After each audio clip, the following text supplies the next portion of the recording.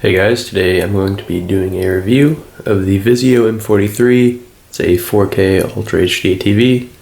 As the name suggests, it is a 43-inch model, and we're going to overview it now.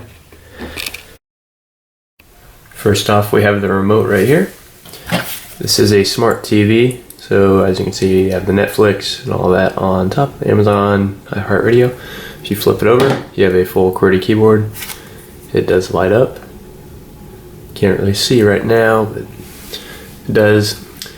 Interestingly enough, there's no visible IR blaster. It's actually right here, so don't cover that. You have this, which opens the apps. Other than that, it's fairly self-explanatory with the power button and all of that good stuff. Input, pause, play, record. We have the battery ejection right here. Push that in,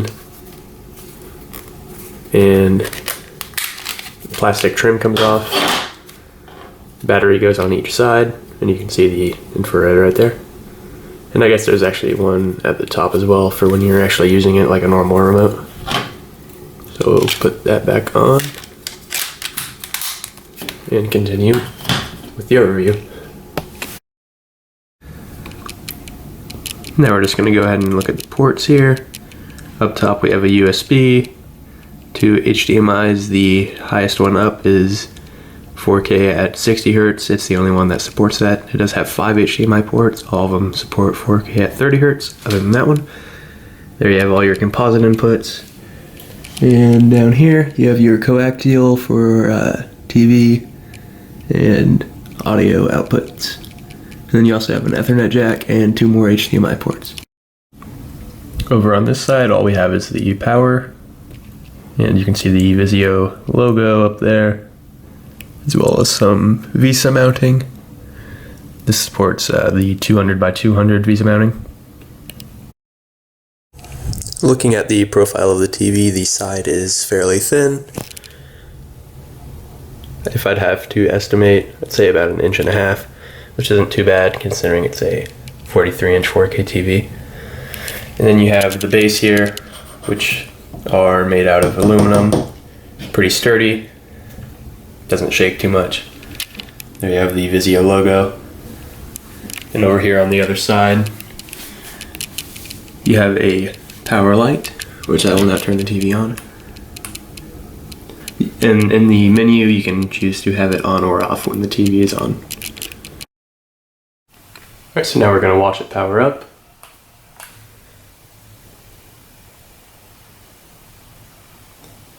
As well as going over some of the specs of the screen.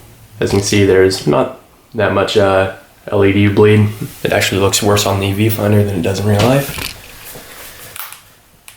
But it has a 120 Hz refresh rate, which is far better than 60.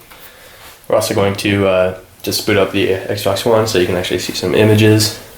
Not in 4K, but I'm having trouble doing scaling. This TV also does upscale from 1080p to 4K, and it does look quite good. It also is an LED array screen technology, which basically normal LED screens have one backlight, which can't be dimmed in any specific areas. But this one has 28 dimmable areas, so certain parts of the screen can be dimmer than others. As you can see, the green is a very pleasing color. It's very bright, very slim bezels as well. The display is semi-matte, so if I turn on my light here, there's hardly any reflection at all. And if I get a bright light and shine it directly at the screen, there is obviously some reflection, but you can tell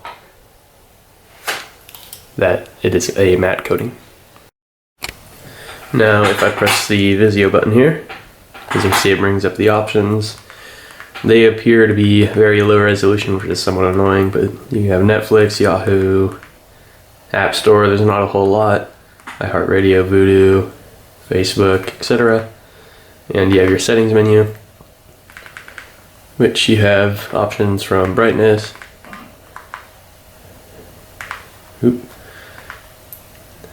and the backlight.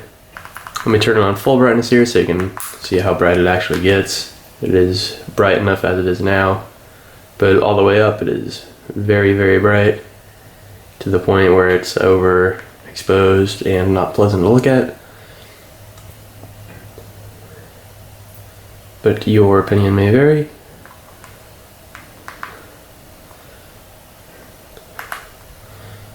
And then we can go to YouTube. This TV doesn't support 4K streaming of YouTube, just due to some YouTube has a hardware requirement that this TV does not meet. We can go to search here.